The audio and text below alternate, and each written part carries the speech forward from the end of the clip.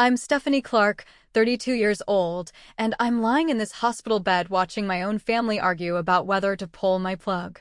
3 weeks ago, a drunk driver slammed into my car outside Seattle. The doctors said I might never wake up. But here's the twisted part. I can hear everything. Every cruel word. Every calculation about my medical bills. Every lie they're telling the lawyers about my modest bank account.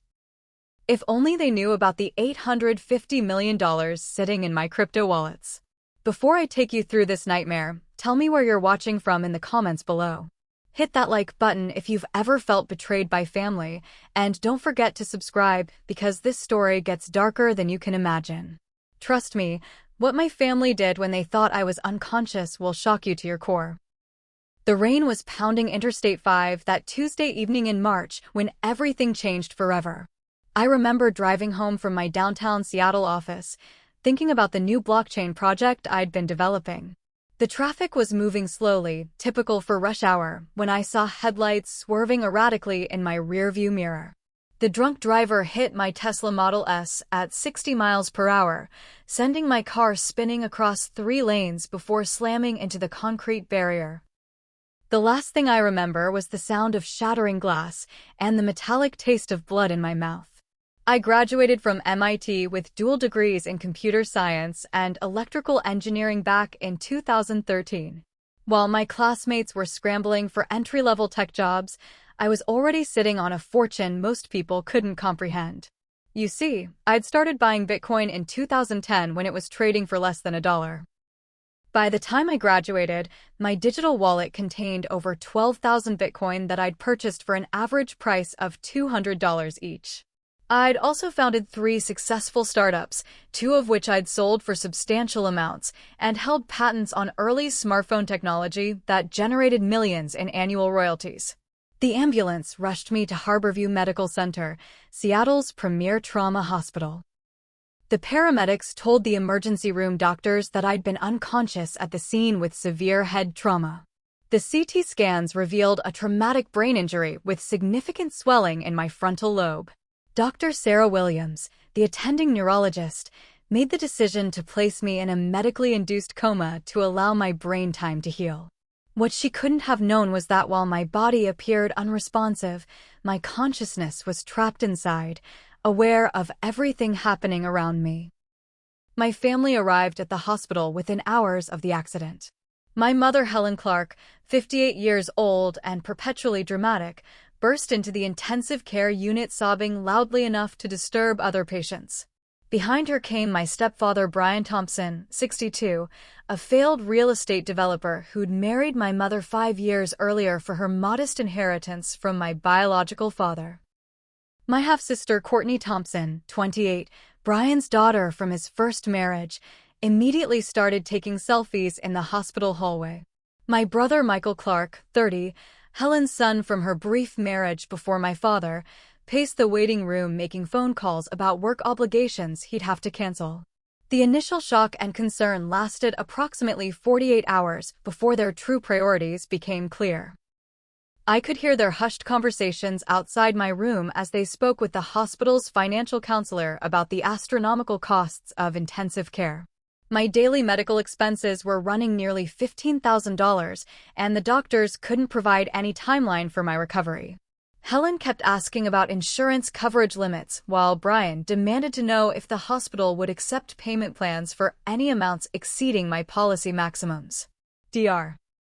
Williams explained that traumatic brain injuries were unpredictable, and while some patients recovered fully within weeks, others remained in vegetative states for months or even years. The family listened with growing alarm as she outlined the potential costs of long-term care. Courtney interrupted to ask about pulling the plug after just 3 days, claiming she'd heard me say I never wanted to be kept alive artificially. Michael nodded enthusiastically, adding that I'd mentioned preferring death to being a burden on family. These were complete fabrications. I'd never had such conversations with either of them. The nursing staff rotated shifts every 12 hours, and I began to recognize their voices and routines. Nurse Patricia Martinez worked nights and always spoke gently when checking my vitals, telling me about her children and encouraging me to fight.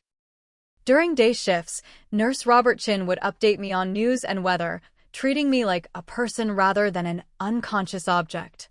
These small kindnesses meant everything as I lay trapped in my unresponsive body, listening to my family's increasingly callous discussions about my future.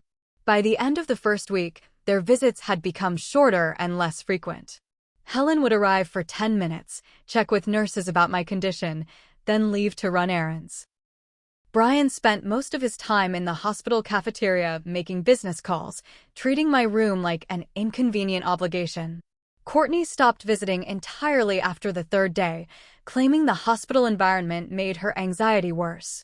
Michael showed up sporadically, usually to interrogate my doctors about prognosis and costs rather than spending time at my bedside.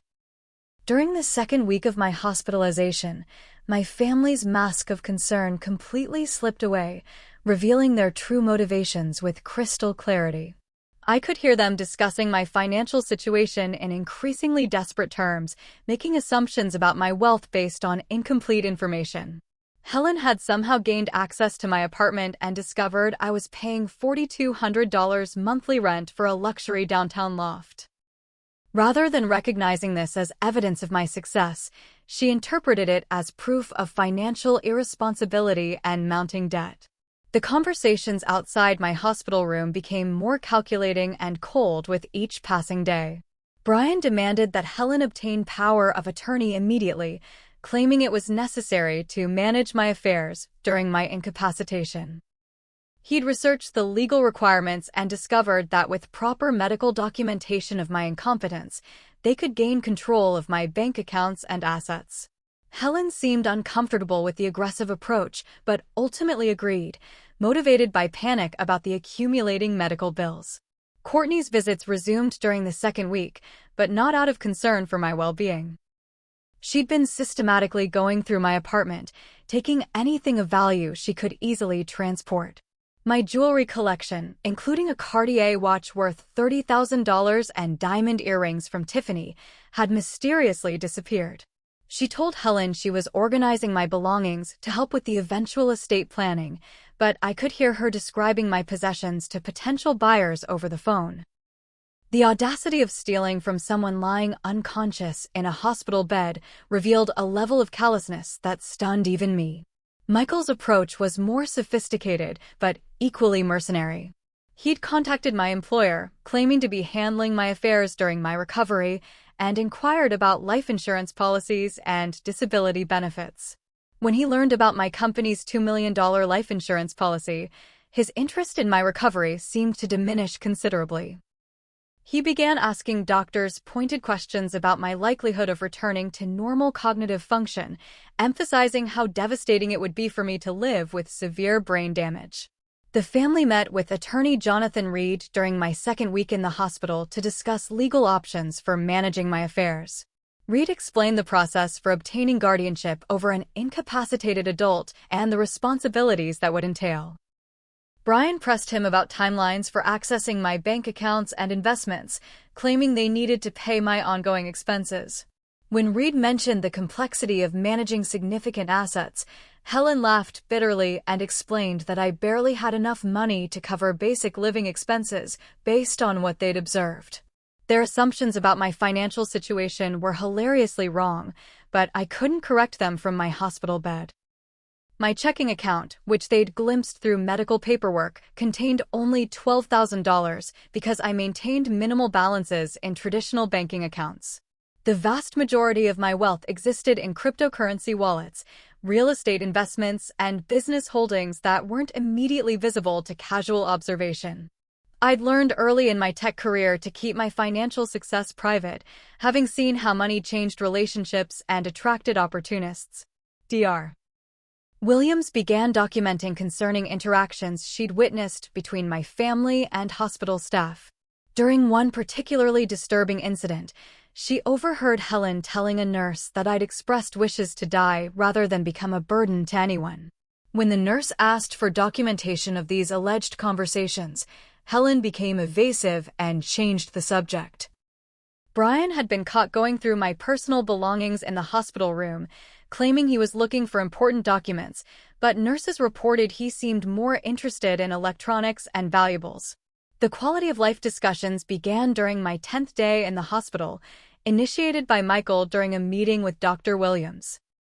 He presented a carefully rehearsed argument about how I'd always been fiercely independent and would be devastated to live with cognitive impairment or physical disabilities. Courtney supported this narrative, claiming I'd mentioned preferring death to dependency multiple times in recent conversations.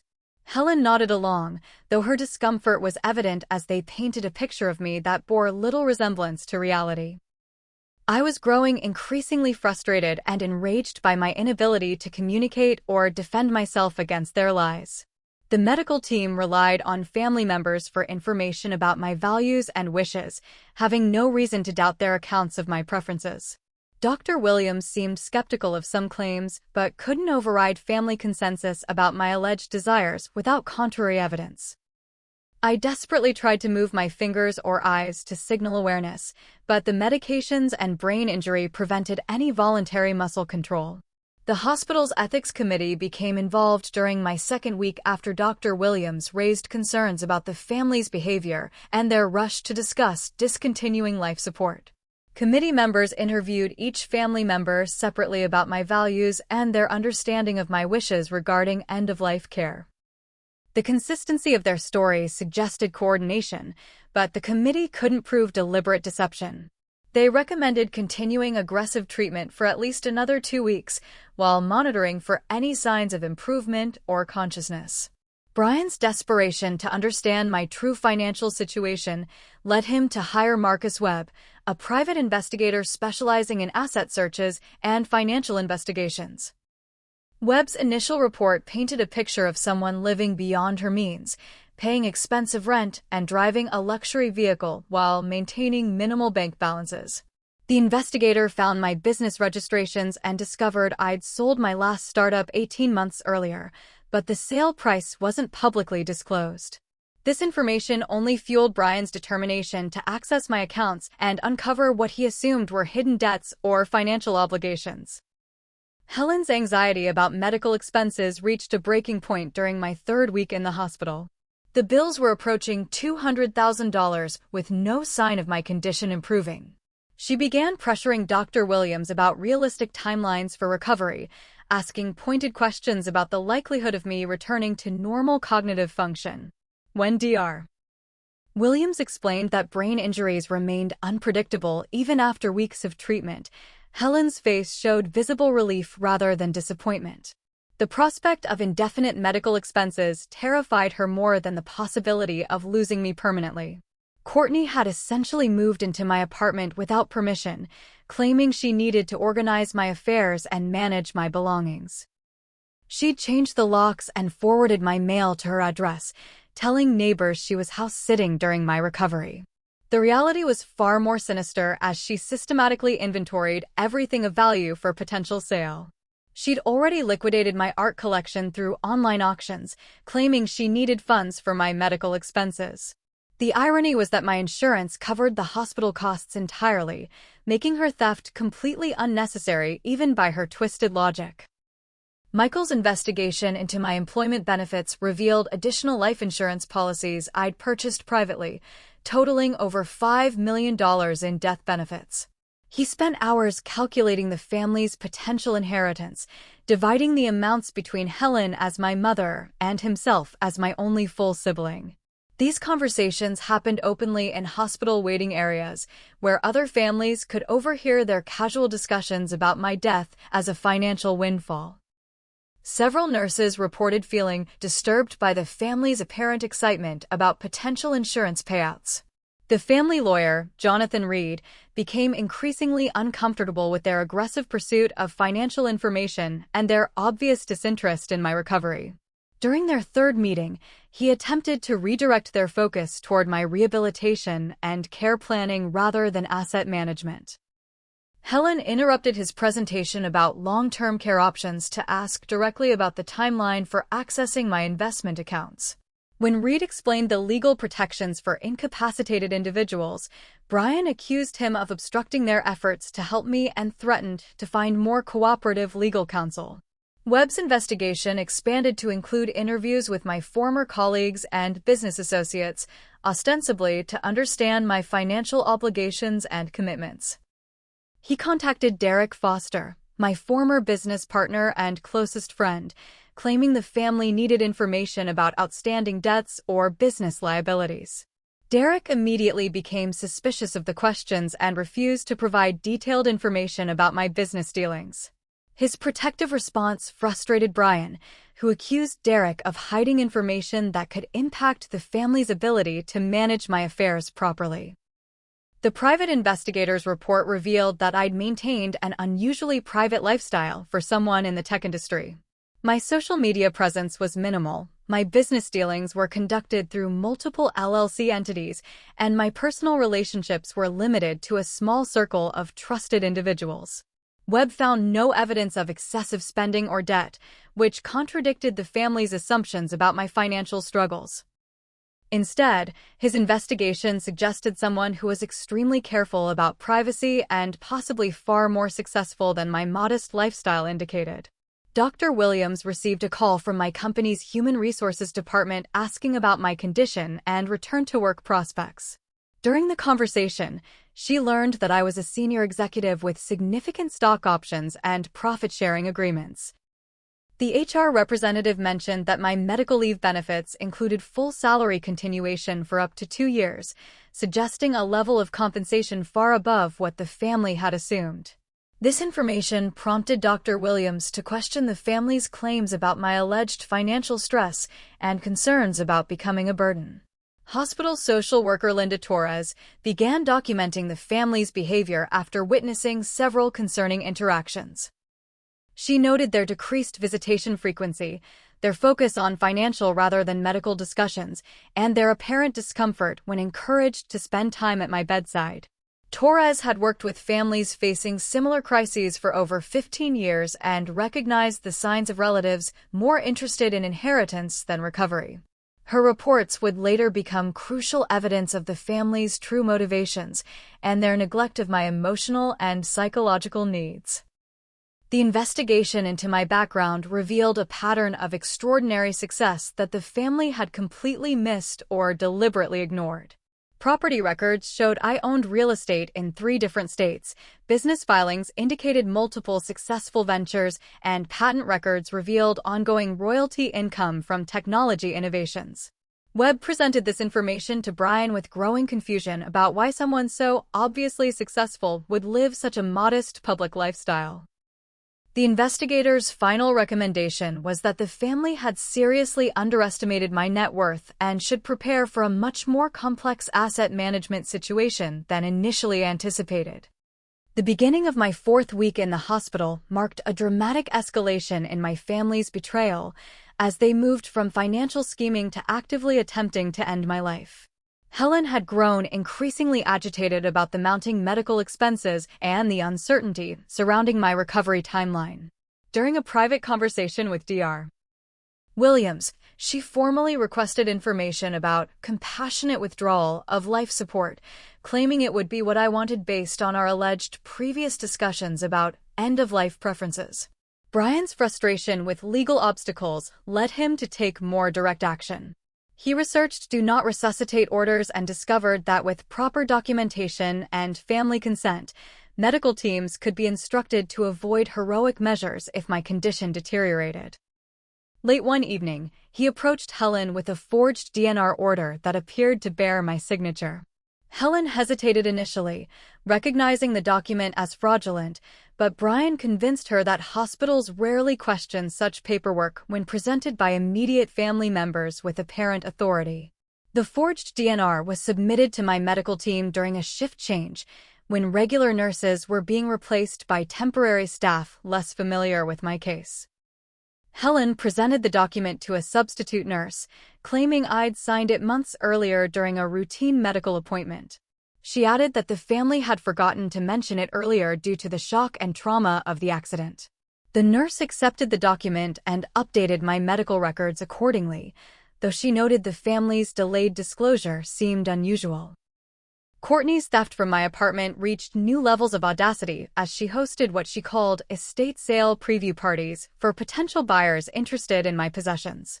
She'd created elaborate stories about my alleged financial struggles and the family's need to liquidate assets to cover medical expenses. Friends and acquaintances who attended these events later reported feeling uncomfortable about purchasing belongings from someone who was still alive and potentially recoverable. Several people contacted Derek Foster to express concern about the family's behavior and their apparent certainty about my unlikely survival. Michael's investigation into my professional relationships led him to contact former MIT classmates and technology industry contacts, fishing for information about potential business partnerships or financial obligations. He presented himself as my concerned brother trying to understand my affairs during the crisis, but his questions focused primarily on money and assets rather than personal relationships or recovery support. Several contacts found his approach inappropriate and reported the conversations to Derek, who began documenting the family's increasingly predatory behavior. The first direct assassination attempt occurred during my 22nd night in the hospital when Helen arrived after visiting hours claiming she needed to say goodbye before a scheduled morning procedure. She'd convinced the night security guard that I was declining rapidly and that family members had been given special permission for extended visitation. Once alone in my room, Helen stood over my bed for nearly 10 minutes, clearly struggling with internal conflict about her intended actions. I could sense her presence even with my eyes closed, feeling the tension and emotional turmoil radiating from her body. When she finally acted, placing a pillow over my face and pressing down with surprising force, my survival instincts triggered an involuntary physiological response. My heart rate monitor began alarming as oxygen levels dropped, creating enough noise to alert the nursing station. Helen panicked and removed the pillow, quickly composing herself before staff arrived to check my vital signs. Nurse Patricia Martinez found Helen crying beside my bed, claiming she'd been overwhelmed with grief, while saying what might be her final goodbye. Helen's explanation for the monitor alarm was that she'd accidentally bumped the sensors while leaning over to kiss my forehead. Patricia accepted the story but noted Helen's obvious anxiety and her reluctance to leave when visiting hours had clearly ended. The incident was documented as a false alarm caused by family emotional distress, though Patricia privately found Helen's behavior concerning. Dr. Williams began questioning the family's sudden emphasis on my alleged preferences for dying with dignity rather than living with potential disabilities. She'd reviewed my medical history and found no evidence of previous discussions about end-of-life care or advance directives. When she asked Helen for specific examples of conversations where I'd expressed these preferences, Helen became defensive and accused the doctor of prolonging suffering for financial gain. Brian supported Helen's accusations, claiming the hospital was more interested in generating revenue than respecting patient autonomy. The hospital's ethics committee requested a second meeting with the family after reviewing the suspicious DNR submission and reports of concerning behavior from multiple staff members. Committee members questioned the timing of the document's appearance and the lack of witness signatures or medical provider confirmation typically required for valid advance directives. Helen insisted the paperwork was legitimate but couldn't provide details about when or where I'd allegedly signed it. Michael and Courtney supported their mother's claims while avoiding direct questions about their own knowledge of my supposed wishes. Social worker Linda Torres documented multiple red flags in the family's behavior and recommended a formal investigation into potential abuse or neglect. Her report detailed their decreased visitation, inappropriate discussions about financial gain, and their apparent disinterest in my rehabilitation potential. Torres noted that families genuinely concerned about loved ones typically sought information about recovery prospects and therapy options, while this family seemed focused exclusively on legal and financial implications of my condition. Her documentation would later prove crucial in protecting me from further harm. Derek Foster's growing concern about my family's behavior led him to take protective action during my 4th week in the hospital. As my former business partner and closest friend, he possessed detailed knowledge of my financial situation and digital security protocols. Derek had co-founded 2 companies with me and served as my technology advisor for years, making him one of the few people who understood the full scope of my cryptocurrency holdings and investment portfolio. His decision to intervene would ultimately save my life and expose the family's criminal behavior. Derek contacted Rachel Kim, a cybersecurity expert who'd worked with our companies on blockchain security and digital asset protection. Rachel specialized in cryptocurrency forensics and had helped numerous high-net-worth individuals secure their digital wealth against theft and hacking attempts. Together, they decided to conduct a welfare check at my apartment after learning about Courtney's unauthorized occupation and her suspicious asset liquidation activities. What they discovered exceeded their worst expectations about the family's predatory behavior. Courtney had not only moved into my apartment illegally, but had also attempted to destroy evidence of my true financial situation. She'd hidden my encrypted laptop computers in a storage closet, apparently planning to dispose of them once she'd completed her theft of easily transportable valuables. Rachel immediately recognized the sophisticated security hardware I used for cryptocurrency management and realized that accessing these devices would reveal the true scope of my wealth.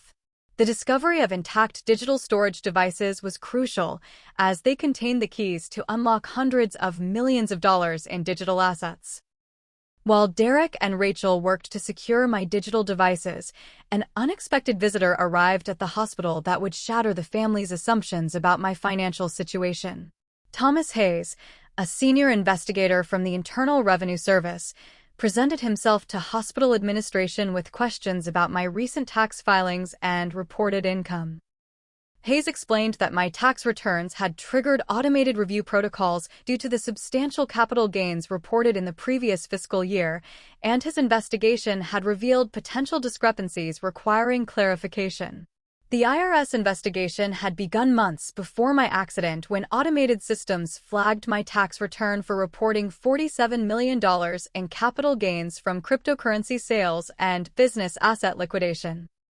Hayes needed to verify the accuracy of these reports and ensure that appropriate taxes had been paid on all transactions. His inquiry was routine for high-net-worth individuals, but represented a bombshell revelation for my family, who had assumed I was struggling financially based on my modest checking account balance. When Hayes requested to interview my family about my financial affairs and business activities, their shock was palpable and immediate. Helen's face went completely white as the IRS agent explained the scope of his investigation, mentioning specific cryptocurrency transactions and business asset sales that totaled tens of millions of dollars. Brian's aggressive posture crumbled instantly as he realized their fundamental misunderstanding of my true wealth. Courtney looked physically ill as she calculated the value of assets she'd already sold or destroyed. Hayes explained that my reported income placed me among the top 1% of taxpayers in the country and that his investigation was standard procedure for individuals with such substantial financial portfolios. He needed to verify business relationships, investment strategies, and asset management practices to ensure compliance with federal tax regulations. The agent's questions revealed the sophisticated nature of my investment portfolio and the careful legal structure I'd created to manage my wealth responsibly and transparently. Brian's desperation led him to attempt manipulation of the IRS investigation, demanding that Hayes reveal all details of my financial holdings and claiming the family needed complete information to manage my affairs properly. Hayes explained that taxpayer privacy laws prevented him from sharing specific details, but he could confirm that my reported assets were substantial and complex. When Brian threatened to file complaints about inadequate patient care unless the hospital provided access to my financial information, Hayes warned him that interfering with a federal tax investigation could result in serious criminal charges. The family's panic intensified when Hayes mentioned that his investigation had uncovered multiple business entities, real estate holdings, and investment accounts that they'd been completely unaware of during their weeks of scheming. Courtney broke down crying as she realized the magnitude of wealth she'd been stealing from, while Michael began calculating how their previous discussions about discontinuing life support would appear in light of the massive inheritance at stake. Helen demanded immediate private consultation with their attorney to understand the legal implications of the new information. Dr. Williams observed the family's dramatic change in behavior following the IRS agent's visit and found their transformation both revealing and disturbing. Their previous urgency about discontinuing life support had completely disappeared, replaced by sudden interest in the most expensive treatment options available regardless of cost. Helen began researching experimental neurological treatments in Switzerland and Germany, while Brian contacted private medical facilities about immediate transfer arrangements. The family's newfound enthusiasm for my recovery correlated directly with their discovery of my true net worth. Rachel Kim's preliminary analysis of my encrypted devices revealed evidence of cryptocurrency holdings that dwarfed even the IRS agent's substantial estimates. My digital wallets contain not only the Bitcoin I'd accumulated over years, but also significant holdings in Ethereum, Solana, and several other cryptocurrencies that had appreciated dramatically in value. Additionally, she found evidence of my involvement in blockchain startup investments and technology patent portfolios that generated millions in annual passive income. The total value of my digital assets approached $750 million. Rachel Kim worked through the night to crack my encrypted files, using advanced cryptographic techniques and her intimate knowledge of blockchain security protocols. Her breakthrough came when she discovered my backup recovery phrases hidden in a secure digital vault that I'd created using military-grade encryption. The moment she accessed my cryptocurrency wallets, the true magnitude of my wealth became clear, revealing holdings that exceeded even the most optimistic estimates from the IRS investigation. My Bitcoin portfolio alone contained over 12,000 coins purchased at an average price of under $200 each, now worth approximately $300 million at current market values. But this was only the beginning of my digital empire. I diversified into Ethereum during its early development, accumulating 50,000 tokens that were now worth another $150 million. My investment in Solana, Cardano, and several other successful cryptocurrencies added another $100 million to my portfolio. Additionally, I own significant stakes in 3 blockchain startups that had become unicorn companies valued at over $1 billion each. Beyond cryptocurrency, my investment portfolio included real estate properties in Seattle, San Francisco, and Austin totaling $80 million in current market value. These weren't modest residential properties, but rather commercial buildings and luxury developments that generated substantial monthly rental income. I'd also maintained a traditional investment portfolio of stocks and bonds worth approximately $40 million, managed by a private wealth management firm that my family had never heard of. Perhaps most significantly, I held patents on early smartphone technology that continued generating millions in annual royalty payments from major technology companies. These patents covered fundamental innovations in touchscreen interfaces and mobile application frameworks that were now standard across the entire industry. The passive income from these intellectual property rights alone exceeded $2 million annually, more than most people earned in their entire careers. When Derek shared Rachel's findings with the family, their reaction was a mixture of shock, greed, and barely concealed panic about their previous behavior. Helen literally fainted upon hearing the total valuation of my assets, while Brian began hyperventilating as he calculated the inheritance they'd nearly thrown away by pursuing my death. Courtney immediately began sobbing as she realized she'd stolen and sold items from someone worth nearly $1 billion, making her crimes far more serious than simple theft. The family's transformation was immediate and complete. Helen fired Dr. Williams despite her excellent care, claiming she wanted only the most prestigious neurologists handling my case regardless of cost. She contacted Swiss medical facilities known for experimental brain injury treatments, demanding immediate transfer arrangements without any consideration for medical appropriateness or travel risks. Money was suddenly no object for treatments that might improve my chances of recovery. Brian hired an international team of neurological specialists, flying in experts from Germany, Japan, and Sweden to consult on my case. He contacted pharmaceutical companies about experimental drug treatments still in clinical trials, offering to fund research if I could be included in treatment protocols. The same man who'd tried to kill me weeks earlier was now spending hundreds of thousands of dollars attempting to ensure my survival and recovery. Courtney moved out of my apartment immediately and began attempting to return stolen items she'd already sold to collectors and antique dealers. She contacted auction houses to reverse sales transactions, claiming the items had been sold without proper authorization. Several buyers refused to return purchases they'd made in good faith, leading to legal disputes that would expose her theft activities to law enforcement investigation. Michael quit his job to become my full-time advocate and caregiver, researching cutting-edge rehabilitation techniques and brain injury recovery protocols. He contacted medical universities about experimental treatments and stem cell therapies that might accelerate my healing process. His sudden career change from attempting to collect life insurance benefits to dedicating his life to my recovery was both pathetic and transparent in its motivation.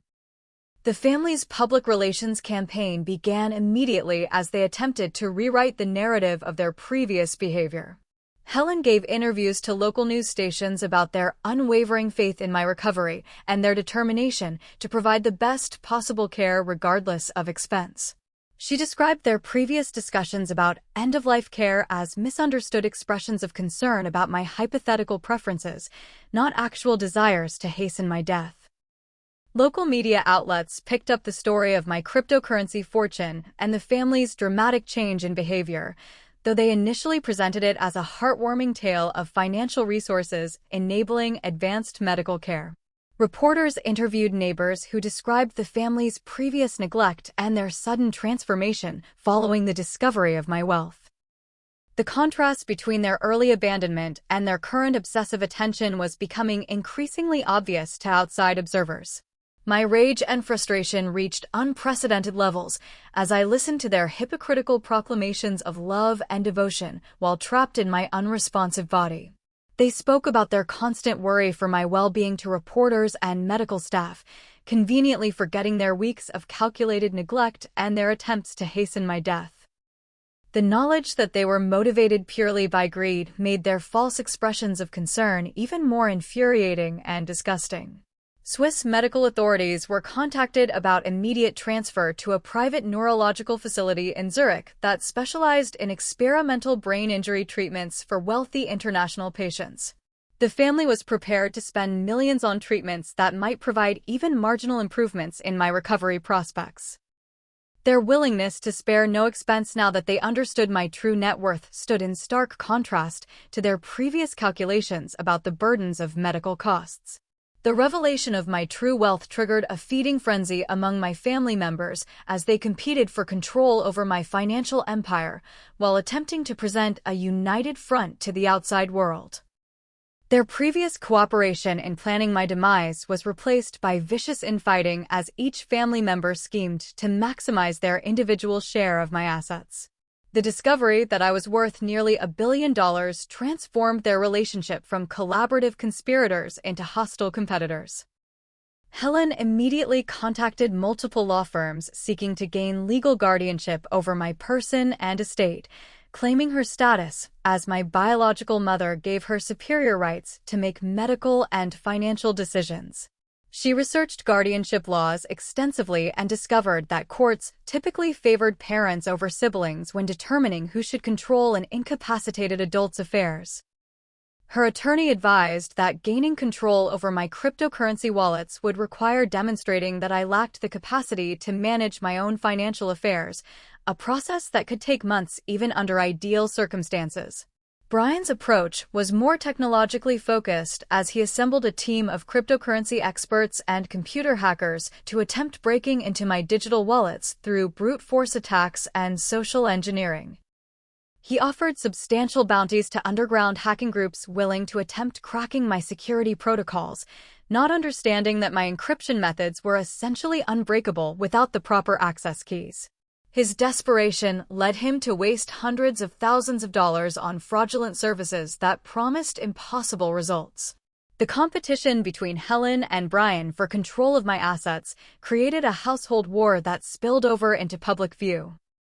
Brian argued that his business experience made him better qualified to manage complex financial portfolios, while Helen insisted that biological family relationships should take precedence over practical considerations.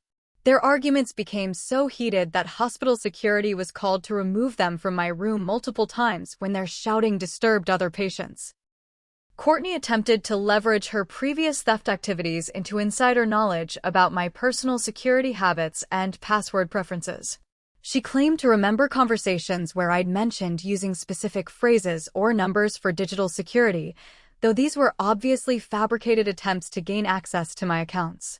Her desperation led her to contact former boyfriends and college roommates, fishing for any information that might help crack my security protocols. Michael's strategy focused on manipulating Rachel Kim, the cybersecurity expert who discovered my true wealth. He began an aggressive romantic pursuit, claiming he'd always found her attractive and interesting despite never having shown previous interest. His transparent attempt to seduce information about my security systems was both pathetic and insulting to someone of Rachel's intelligence and professional standing. When direct seduction failed, he tried bribery, offering her substantial payments for cooperation in accessing my accounts. The family's desperation reached absurd levels as they brought in alternative medicine practitioners, expensive experimental treatments, and internationally renowned specialists regardless of medical appropriateness or evidence-based effectiveness. They hired a team of private nurses to provide round-the-clock care, not out of concern for my comfort, but to ensure constant monitoring of my condition for any signs of consciousness that might threaten their control over my assets. Switzerland's most exclusive private medical facility, the Geneva Neurological Institute, was contacted about my immediate transfer despite my stable condition at Harborview Medical Center. The facility specialized in treating wealthy international patients with experimental procedures that cost hundreds of thousands of dollars with minimal evidence of effectiveness. The family was prepared to spend millions on unproven treatments that offered more hope than substance, gambling my money on their desperate desire to maintain control. Helen secretly began researching methods for having me declared permanently incompetent even if I regained consciousness, consulting with psychiatrists about the possibility of claiming severe cognitive impairment that would justify continued guardianship. She investigated legal precedents for maintaining financial control over adults with traumatic brain injuries, hoping to find loopholes that would allow permanent access to my wealth regardless of my recovery status. The family's fighting escalated when Brian discovered Helen's secret legal consultations and realized she was planning to exclude his children from any inheritance through careful manipulation of guardianship laws. He retaliated by hiring his own legal team to challenge Helen's fitness as a guardian, claiming her emotional instability and financial desperation made her unsuitable for managing substantial assets. Their mutual accusations created a paper trail that would later prove invaluable in criminal prosecutions. Brian's second assassination attempt was more calculated and dangerous than Helen's impulsive smothering attempt. During a carefully planned late-night visit when minimal staff were on duty, he attempted to inject air bubbles into my intravenous line using a syringe he'd stolen from a medical supply cart. The air embolism would have caused a heart attack that could be attributed to natural complications from my brain injury, providing him with a perfect murder method that would likely avoid investigation. His attempt was thwarted by the hospital's advanced security system, which recorded his suspicious activity near my equipment. Security cameras captured him manipulating the intravenous line and using medical equipment without authorization. When monitors detected irregular readings, nursing staff arrived to find Brian standing over my bed with medical supplies he had no legitimate reason to possess. His explanation that he'd been trying to help adjust my tubing was transparently false. Swiss police became involved when the Geneva facility reported suspicious inquiries about transferring a patient whose family seemed more interested in controlling assets than providing appropriate medical care. International medical ethics protocols required investigation of potential abuse cases involving wealthy patients whose families displayed concerning behavior patterns. The inquiry revealed a pattern of suspicious activity surrounding my care and the family's dramatic behavioral changes following the discovery of my wealth. My consciousness began returning gradually during my 6th week in the Swiss facility, though I initially kept this development secret to observe my family's continued scheming without interference. The experimental treatments they demanded had actually helped reduce brain swelling and inflammation, ironically improving my condition through their greed-motivated medical decisions. I could feel sensation returning to my extremities and found I could control small movements like finger twitches and eye movements, though I carefully concealed these improvements from family and medical staff. The Swiss medical team was conducting daily neurological assessments that would have detected my returning consciousness, but I'd learned to suppress voluntary responses during testing while remaining alert during family visits. This allowed me to gather crucial evidence of their ongoing criminal behavior while they believed I remained completely unconscious. Their conversations in my presence revealed the full scope of their betrayal and their detailed plans for controlling my wealth permanently. During one particularly revealing conversation, I heard Helen and Brian discussing their plan to have me declared permanently incompetent once I returned to the United States, regardless of my actual recovery status. They'd researched legal precedents for maintaining guardianship over adults with traumatic brain injuries and had identified psychiatrists willing to provide favorable assessments in exchange for substantial fees. Their scheme involved claiming that even if I regained consciousness, the brain injury had left me incapable of managing complex financial affairs. My opportunity for action came when Derek visited the Swiss facility to check on my condition and express concern about the family's treatment decisions. Using a series of carefully timed eye movements during his visit, I managed to communicate basic yes and no responses to his questions about my awareness and my desire for help. Derek immediately recognized that I was conscious and alert, understanding the desperate situation I faced with family members actively plotting against my recovery and autonomy. Derek secretly provided me with a secure mobile phone during his next visit, hiding it beneath my hospital blankets where I could access it during periods when family members and medical staff were absent. The phone was configured with voice-to-text software and emergency contact applications that allowed me to communicate with outside help despite my limited physical abilities. I used the device to document my family's conversations and coordinate my response to their criminal behavior. My first action was changing all passwords and security protocols for my cryptocurrency wallets and financial accounts, using backup recovery systems that Derek had helped me establish years earlier for exactly this type of emergency.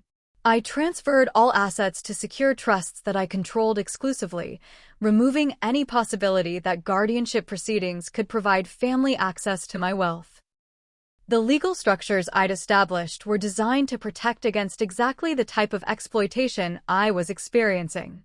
I spent several days secretly recording my family's conversations using the phone Derek had provided, documenting their admissions of attempted murder, fraud, theft, and conspiracy to gain illegal control of my assets.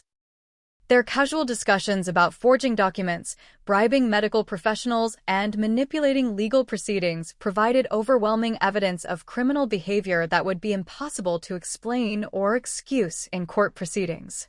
The recordings captured Helen admitting to attempted murder during her pillow incident and discussing plans to repeat the attempt if I showed signs of recovery that threatened their control. Brian was recorded describing his air injection attempt and expressing regret that it had failed to kill me quickly. Courtney and Michael were documented discussing their theft activities and their ongoing plans to liquidate my assets regardless of legal authorization. My dramatic revelation occurred during a family meeting at the Swiss facility when they were discussing final arrangements for my return to the United States and their guardianship petition. I waited until all 4 family members were present along with facility administrators before suddenly opening my eyes and speaking clearly for the first time in 6 weeks.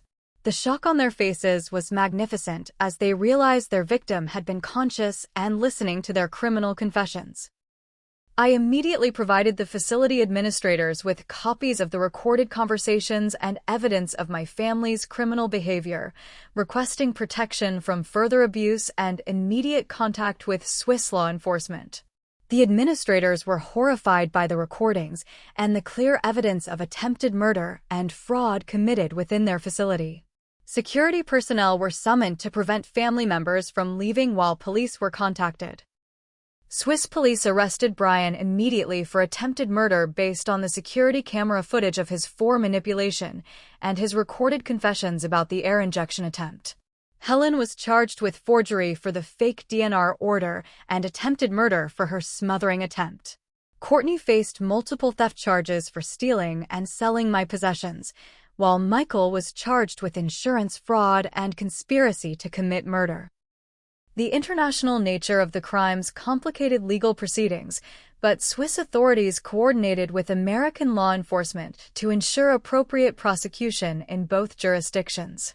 The family's presence in Switzerland at the time of their arrest simplified extradition processes and allowed for immediate detention pending trial. Their desperate attempts to claim innocence were undermined by the extensive recorded evidence of their own admissions. My public statement about the family's betrayal was released through Derek's media contacts and quickly went viral across social media platforms. The story of family members attempting to murder someone in a coma for inheritance money captured international attention and sparked discussions about elder abuse and financial exploitation of vulnerable individuals. The dramatic recordings of their conversations provided undeniable evidence that shocked even experienced criminal investigators. The reversal of fortune was complete as family members who'd attempted to kill me for money found themselves facing decades in prison while I regained control of my wealth and my life. Their greed had not only failed to achieve its goals, but had actually strengthened my position by providing irrefutable evidence of their true character and criminal intent. The justice system would now hold them accountable for their betrayal and attempted murder. 6 months after my dramatic awakening in Switzerland, the legal consequences for my family's crimes were handed down by courts in both countries, bringing a satisfying conclusion to their attempts at exploitation and murder. The international attention my case had received ensured that prosecutors pursued maximum penalties for their unprecedented betrayal of family trust and their systematic attempts to profit from my supposed death. Brian received the harshest sentence of 8 years in federal prison for attempted murder and conspiracy to commit fraud, with Swiss authorities adding additional charges for his criminal activity within their jurisdiction.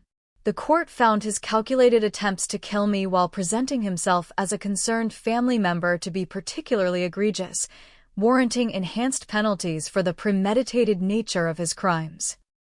His previous business failures and financial desperation were cited as motivating factors that made him a continued threat to vulnerable individuals. Helen's sentence of 3 years reflected her role as the primary conspirator in forging documents and organizing the family's criminal enterprise, though her lawyers successfully argued for reduced penalties based on her claim of emotional distress following my accident. The court rejected arguments about diminished capacity, but acknowledged that she'd been manipulated by Brian's more sophisticated criminal planning. Her conviction for attempted murder and fraud would prevent her from ever gaining guardianship over vulnerable adults in the future. Courtney received 18 months in minimum security prison for theft and fraud, with most of her sentence suspended pending restitution payments to compensate for the items she'd stolen and sold from my apartment. The court ordered her to repay over $200,000 in stolen property values, though her limited financial resources made full restitution unlikely. Her conviction would remain on her permanent record, affecting her future employment prospects and eliminating any possibility of working in financial or healthcare industries. Michael's sentence of 2 years probation reflected his cooperation with prosecutors and his lesser role in the attempted murders, though he faced substantial financial penalties and restitution requirements. The court ordered him to perform community service with organizations supporting abuse victims and required regular psychological counseling to address the greed and entitlement that had motivated his criminal behavior. His cooperation had helped secure convictions against other family members, but couldn't fully excuse his participation in their schemes. My recovery from the traumatic brain injury proceeded steadily with proper medical care and rehabilitation therapy, though I chose to maintain limited contact with extended family members who might harbor similar motivations about my wealth. The Swiss facility had provided excellent neurological care that addressed both the physical trauma and the psychological impact of my family's betrayal. Physical therapy helped restore my motor functions, while counseling helped me process the emotional trauma of discovering my family's true nature. The Stephanie Clark Foundation was established to protect hospitalized patients from family exploitation and to advocate for vulnerable individuals whose relatives might prioritize inheritance over recovery. The foundation provides legal advocacy, security services, and financial protection for patients whose families display concerning behavior patterns similar to what I'd experienced. We've already helped dozens of families navigate difficult medical situations while protecting patients from potential abuse. I worked with legislators to create new legal frameworks that better protect incapacitated patients from financial exploitation by family members claiming guardianship rights. These laws require more rigorous oversight of family guardians and provide additional safeguards when substantial assets are involved. The legislation has been adopted in multiple states and serves as a model for protecting vulnerable adults from exactly the type of exploitation I survived. My relationships with Derek and Rachel deepened significantly as I recognized how their loyalty and protection had literally saved my life when my own family had abandoned me for financial gain. Derek became my business partner in several new cryptocurrency ventures, while Rachel joined my cybersecurity company as Chief Technology Officer. These authentic relationships, based on mutual respect and genuine care rather than financial interest, became the foundation for rebuilding my personal life. Dr. Williams received recognition for her ethical handling of my case and her documentation of the family's suspicious behavior, which had provided crucial evidence for the criminal prosecutions. Her willingness to question family claims and advocate for my well-being demonstrated the importance of medical professionals serving as protectors for vulnerable patients. The hospital implemented new protocols for identifying and reporting potential family abuse based on lessons learned from my situation. The experience taught me profound lessons about the difference between biological family and chosen family, between people who love you for who you are versus what you can provide for them. The accident and subsequent betrayal revealed the authentic character of everyone in my life, allowing me to identify true friends and eliminate toxic relationships that had persisted out of obligation rather than genuine affection. This clarity about relationships became one of the unexpected gifts from an otherwise traumatic experience. My perspective on wealth and success has evolved significantly since discovering how money can corrupt even the closest family relationships and motivate people to commit terrible crimes against loved ones. I've become more intentional about philanthropy and using my resources to support causes that protect vulnerable individuals from exactly the type of exploitation I experienced. The foundation work has become more meaningful than any business success I achieved in technology. Forgiveness remains a complex process that I continue working through with professional counseling and spiritual guidance. While I've forgiven my family members for my own peace and healing, this doesn't mean forgetting their actions or allowing them back into my life where they could cause additional harm. Forgiveness and self-protection can coexist, and maintaining boundaries with people who've proven themselves dangerous is simply good judgment rather than harboring resentment. The journey from victim to survivor to advocate has shown me that even the most devastating betrayals can become sources of strength and purpose when channeled constructively. My survival and recovery have enabled me to help other vulnerable individuals avoid similar exploitation while building a new life based on authentic relationships and meaningful work. Sometimes the worst experiences reveal our greatest strengths and lead us toward our true purpose in life. What would you do if you discovered that your own family had tried to kill you for money? Have you ever experienced betrayal from people you trusted completely? Share your thoughts in the comments below, and don't forget to hit that like button if this story made you think differently about family loyalty and trust. Subscribe for more true stories about overcoming betrayal and finding strength in the darkest moments. And please share this video with anyone who might need to hear about surviving family toxicity. Thank you for listening to my story, and remember that sometimes the family we choose becomes more valuable than the family we're born into. Stay strong, stay aware, and never let anyone convince you that you're worth more dead than alive.